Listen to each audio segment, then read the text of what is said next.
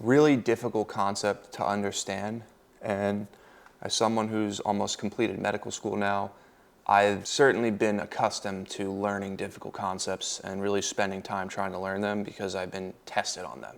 So that's the quickest way I could describe how to rev your metabolism on a cut when you've been eating at a deficit for so long and you want to have a cheat meal. Have the cheat meal. Have the cheat meal, because if you have the cheat meal, you're going to be in a better position the following day. The following day, your metabolism is going to be moving quicker, okay? So have the cheat meal. That's all I'm going to say. It's raining. Boom. So I'm going to try my best to explain this to the general public. Cheat days, okay? The past 2 days, I had about 1,000 calories more than I wanted to, and it was unsolicited, it was unprompted, but here's why it's not going to set me back. If you're in a calorie deficit and you're burning 2,400 calories a day, your body will ultimately say to itself, we need every single one of these calories because this is all we're getting, and we're going to have to conservatively burn 2,400 calories over the course of 24 hours. So it's going to legitimately slow itself down to utilize every last calorie that you're giving it, because you're only giving it 2,400 calories, right? But if you have a day where you give it 3,500 calories or 4,000 calories, it then says, oh shoot, we've got some more calories to work with here. We can probably burn more, right? Because we have more readily available. So it's smart, right? If you give it less, your body uses those calories more strategically and burns slower. And if you give it more, it'll burn faster. This is very counterintuitive because people who are overweight are eating a lot of calories and they're probably thinking to themselves they have a slow metabolism. It's not that they have a slow metabolism. It's that they don't have the ability to do what I'm describing, which is work in a calorie deficit strategically to lose weight, and then strategically go in a surplus every now and then, every 7 days to 10 days, to then trick your body into thinking, oh wait, we have more calories coming in, we should be able to burn those calories now. And then the following day, so you eat 2,400 calories Monday through Friday, you have your cheat meal on Saturday. On Sunday, your body's like, well, he gave me 3,500 calories yesterday, so I guess we can burn these calories just like we did yesterday and burn them faster and increase our metabolism here. And that's what it does. But you're only going to give it 2,400 calories. And so the day after a cheat day, your metabolism's revved because it's expecting more calories to churn through. Because it's like, oh my God, we're not in a deficit. We could actually use these calories now. Like, let's use them. But you're not giving it that boost again. So if that didn't make sense, and I can totally understand why it didn't make sense, it's difficult for me to grasp my head around this after all these years. Another easy way of looking at it is like this. If you're in a calorie deficit in the long term, your metabolism goes down and down and down. Your ability to burn calories goes down and down and down. You give yourself a cheat meal, you rev your metabolism up, you re-engage the psychological hunger cues, the leptin, the ghrelin levels balance themselves out. You're not starving, so psychologically you're winning, and biologically you're winning as well because you're telling your body, all right, now you can use this many calories, and it's like, okay, we can move a little faster here to get through these calories, so it starts burning faster, and now you have a higher metabolism rate, and that's for the day that you're eating in a calorie surplus. That way, the following day, your body's like, oh, wait, we were eating 3,500 calories yesterday. I guess we could burn at that rate too. And it's going to burn more when you're eating less. All right? So moral of the story is if you're in a calorie deficit for the long term and you have a cheat meal or a cheat day, first of all, track it. That way you don't feel like you're spiraling out of control, because that's a shitty feeling and that's not something I like to feel. So just track it, okay? I had 4 ice cream bars, Nutella with pretzels, and a bunch of other shit yesterday that I shouldn't have eaten. But I tracked it all. And then I went out and took a walk at night and ended up burning 3,200 calories total for the day. So I was only in a 500 calorie surplus, whatever. That was good. I felt like I was in control there. But also super helpful for burning calories in the long term is to have those cheat meals, have those cheat days. And I wanted to just provide a basic explanation for how that works from a biological perspective. There's so many different ways this can be broken down, but why? Who cares? People are gonna scroll and look at bullshit on their phone anyway. So I'd rather just provide a quick explanation for why cheat days actually work. And I keep saying cheat days. Why cheat meals or calorie surplus days strategically incorporated into a calorie deficit work and are not only helpful, but like almost compulsory if you want to do this right, so that your metabolism doesn't go down. It's in the floor and you're not burning any calories throughout the day and you're eating nothing. All right.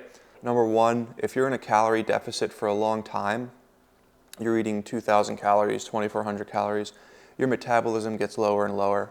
A lot of people don't know what the word metabolism means. For the purposes of this conversation, I would define it as your body's ability to burn calories and maintain homeostasis. So just maintain your engine for living purposes. And so if you're eating 2,400 calories a day in and day out, and you're burning 3,000 calories a day in and day out, your body's going to look at the 2,400 calories you're eating and say, holy crap, this is all we have to work with here. I'm going to store 100% of these calories, okay? Because I'm not getting any more calories. So that 2,400 calories I'm eating, that's getting 100% stored because we know we're going to be burning more calories. And then what happens is, as you lower your calories over time, your metabolism goes down. Your body's ability to burn the calories off goes down because you store calories when your body thinks there aren't a lot. And you burn more calories when your body thinks that there are a lot of calories more to come. So it's actually not at all intuitive. 2 days ago, I had the privilege of working with someone overseas in Bangladesh until 4:30 a.m. in the morning. And because of that, I had horrible sleep and I woke up the next day and I was extremely hungry, as that typically happens when you undersleep, you get hungrier. So for anyone dieting and they think that sleep isn't important, you're wrong, okay? Sleep is by far the most important thing for hunger cues on a diet. In my experience, there is nothing else that affects your hunger levels than how well you slept the night before. So I was up working on business-related things with someone overseas in Bangladesh until 4:30 in the morning, and the following day I overate by probably about 1,000 calories, and that was 2 days ago.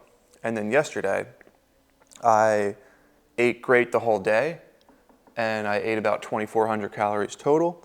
And then 9:30 p.m. happened, and I kind of went off the rails. So let's tell you what I ate. All right, so I had a Skinny Pop package at 4:50 p.m., which was the end of my calories, because I really front-loaded a bunch of proteins in the morning. I had like 2 David bars, I had a bunch of eggs, and what else did I eat? I had 1.5 pounds of chicken, and so things were going well, right? I had an apple, and then at 4:10 p.m. I went to Publix, and I got peanut M&Ms, just a packet, 250 calories, nothing crazy, right? Not going to break the bank. And then at 4:50 p.m. I had a Skinny Pop package, and then at 9:20 p.m. I had that Go-Go Squeeze pouch that I wanted to try, 60 calories. Then I had 2 packets of Famous Amos cookies for 280 calories total, 2 Chips Ahoy cookies, I don't even know what this is. Oh, I had another protein bar at 9:10 p.m. thinking that it was going to make me full. It didn't.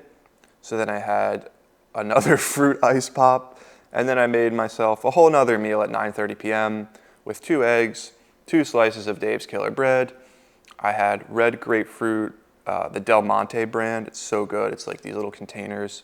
I don't know if they track the liquid content in it. Could be just a bunch of extra added calories. I drank the whole thing. And I had guacamole on that bread. And I also had the Nutella and pretzel sticks little container, which was 270 calories. Thanks a lot. So, all in all, yesterday I ate 3,743 calories. All right, I was only supposed to eat 2,400 calories. Unprompted cheat / borderline binge. Why it matters? 2 reasons I want to bring up. Number 1, after all that, I went for a walk because I was able to track my calories burned, and I saw that I was already burning 3,000 calories that day. So I had a pretty active day. I golfed, I hit legs pretty hard, I was walking around, but I was still in a surplus. So I was able to go take another walk at like 9:45 p.m. and just work off some of that extra food. All right, so that worked for me. And then I also felt more in control because I tracked the overeating that I was doing. And I saw, all right, I ate 3,700 calories. Like, it's not 8,000 calories. So in my head, I was like, I didn't really go off the rails here. You know, like I didn't lose all control. And like all faith in maintaining the calorie deficit long-term wasn't lost because I tracked what I was eating when I was eating it.